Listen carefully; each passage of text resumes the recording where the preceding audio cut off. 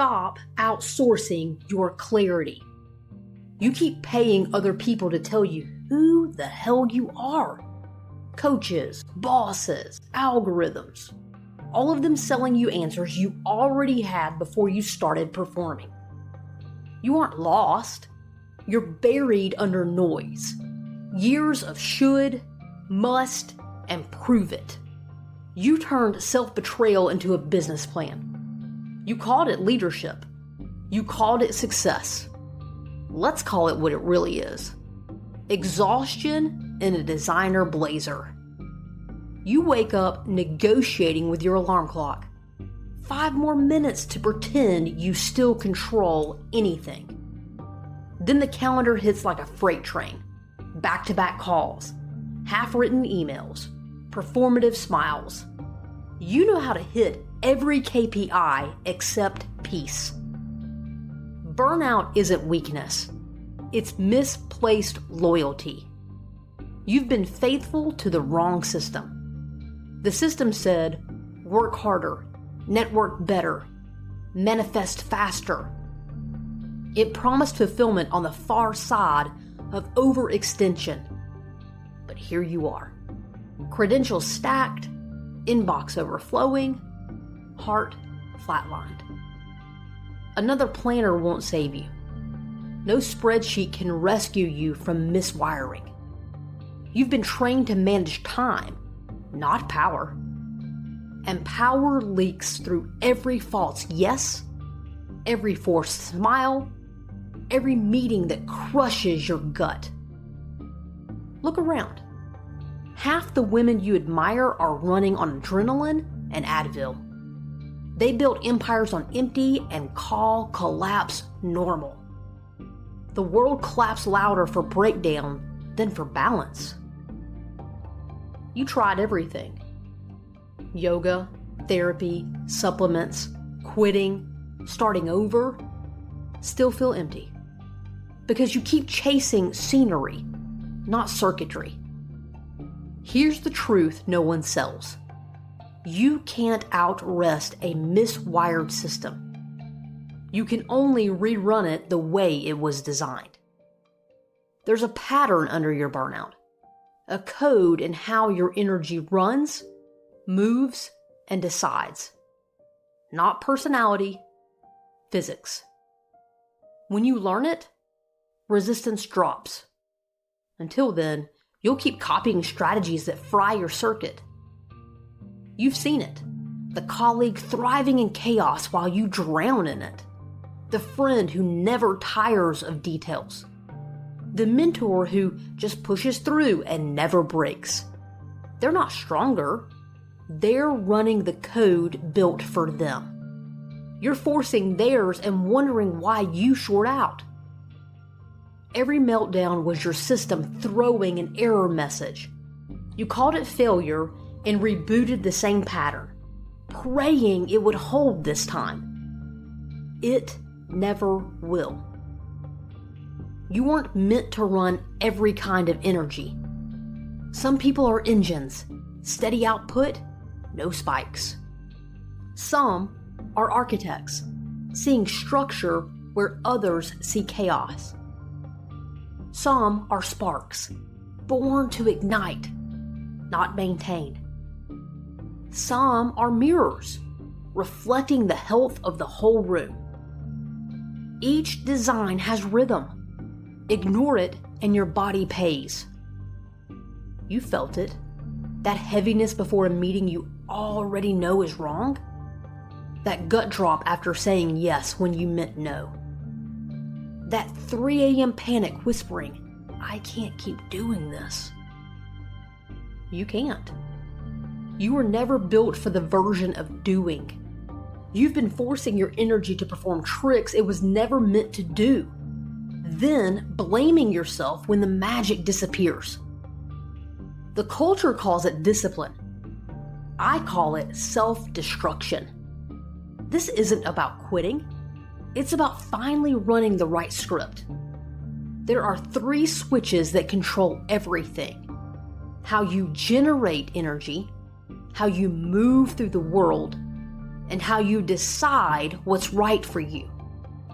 Every flavor of burnout comes from flipping one of those the wrong way. Generate energy by doing what lights you up, not what looks impressive. Move through the world at your natural rhythm, not the tempo your calendar demands. Decide by listening to the signal inside you, not the static outside. Ignore these and life grinds.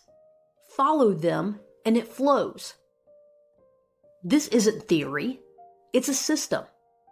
Run it right and clarity stops being something you chase. It becomes the air you breathe.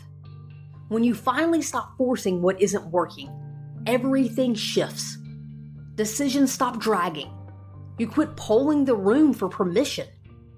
You trust the signal that was always there, before the noise. That signal isn't mystical, it's biological.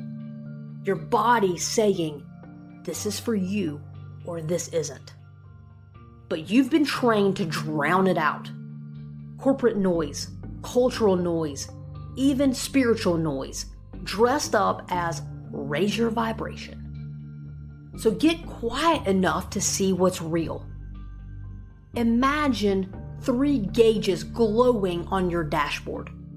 Energy, motion, decision. When they're green, you run clean. When they redline, you leak. You've been redlining for years, burning energy on what doesn't return it, moving from guilt, not purpose, deciding to avoid rejection instead of creating peace. Energy is the generator, your internal battery. Spend it on what excites you and it multiplies. Spend it on obligation and it dies.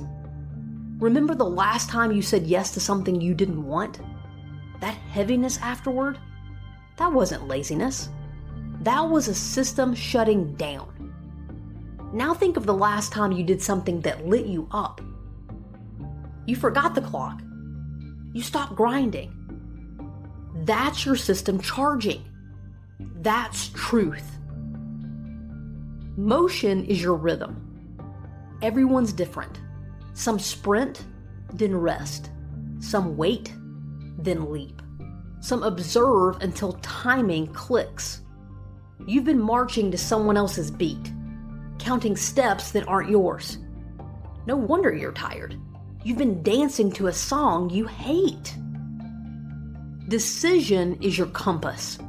You've been told to be logical, sleep on it, make a list. But truth rarely lives in the mind. For some, it's gut. For others, emotion. For a few, a whisper that disappears if you overthink it. Every regret was you overriding that compass. Every "I knew it" was that compass trying to save you. Once you know its language, the noise loses power. You stop seeking consensus and start following truth. That's when life starts listening back. You start attracting the right people, the right opportunities, not because of magic, but because you finally stop clogging the circuit with maybes. When the maybes die, momentum lives. That's alignment. Not positive thinking, not divine timing, just electricity moving through a clean wire. You want a tool? Here's the one that matters. Every time something asks for your yes, pause. Notice your body. Does it expand or contract? That's data. Stop overriding it. Your body isn't a liability. It's the dashboard. You've just been taught to ignore the warning lights until smoke pours from the hood. Start reading the lights early and you stop burning engines. That's leadership. Not the loudest voice in the room, but the cleanest signal. Picture this: a team meeting where you actually listen instead of performing listening. Silence isn't awkward, it's information. You can feel when an idea hums with life and when it dies the second it's spoken. That's what awareness feels like in motion. Outside of work, the same rules apply. You stop dating people who drain you. You stop saying yes to events that require armor. You stop mistaking anxiety for excitement. It doesn't make life easy. It makes it honest. You start realizing how much of your calendar was built on fear. Fear of missing out. Fear of disappointing. Fear of being forgotten. Delete those fears and the schedule collapses in the best way. What's left is what's real. That's the design working. You start noticing timing, how opportunities show up when you stop chasing them, how the right collaborators appear when you quit forcing the wrong ones, how ideas land whole when you move at your rhythm. You've been living with a short circuit, sparks flying, lights flickering, and calling it ambition. No wonder you're fried. Freedom isn't a vacation. It's a nervous system that isn't braced for impact every second of the day. It's finishing a week and still having energy left for yourself. It's leading without bleeding. They told you freedom looked like a title, a team, a corner office. But if your body flinches when your phone buzzes, that's not freedom. That's captivity with benefits. Real freedom is when your decisions match your design. When you stop explaining your rhythm to people who profit from your exhaustion. Watch what happens the first time you choose from that place. You'll terrify people still addicted to struggle. They'll call you lucky. They'll say you've changed. You have. You finally started running clean voltage. Because this framework, the 3 levers, was never about knowing more. It's about feeling the difference between resistance and resonance. Resistance feels like tension in your jaw, your throat, your gut, like dragging a body through a job description. Resonance feels like clarity dropping into your chest, the exhale you didn't know you were holding. Every decision is one or the other. That simple, that brutal. Freedom starts the moment you stop romanticizing resistance. You want to know what leadership looks like now? It's reading the room's energy before you read the agenda. Letting silence finish what language can't. Creating motion without manipulation. That's what happens when you run the right script. And once you feel that clarity, you can't unknow it. It becomes your baseline. Everything else becomes intolerable. You'll notice it first at work. How meetings shrink. How results arrive faster. Then it spreads. Your personal life recalibrates. People who thrived on your old chaos fall away. Let them. When peace replaces panic, chaos starts tasting like poison. So let's make it practical. For the next 7 days, only say yes to what lights you up, even if it means saying no to everything else.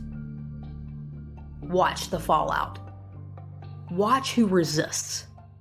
Their reaction will tell you exactly who benefits from your burnout. And when guilt shows up, and it will, remember this. Guilt is the ghost of your old programming. It's not guidance, it's withdrawal. Stay through it. It fades when you stay loyal to truth. This is how the system rewires itself. One honest yes at a time. One clean no. No retreats required. Just daily, unglamorous work that pays in peace. Peace doesn't look flashy. It looks like breathing. It looks like ending the day without resentment in your teeth. It looks like energy left for yourself when the laptop closes. Healing from burnout isn't dramatic. It's quiet, steady, and real. It's learning to live without chaos as fuel. You've been addicted to adrenaline so long that calm feels wrong. That's withdrawal. Stay through it. Because what waits on the other side isn't apathy. It's power without panic. When you stop chasing, you start receiving. Ideas land, solutions appear, opportunities find you because your signal's finally clear. That's what this framework restores. Signal clarity. Not perfection, not productivity, clarity. You start recognizing what's yours to carry and what never was. That's why everything feels lighter. You're done hauling expectations disguised as responsibility. You don't need more doing. You need remembering. The system that built you wasn't wrong. You just stopped listening. Here's the truth. Most people won't understand this version of you. They're still running on friction, mistaking exhaustion for importance. Let them. When the old life calls, let it ring. You don't owe explanations to people who profit from your confusion. Keep tuning the signal.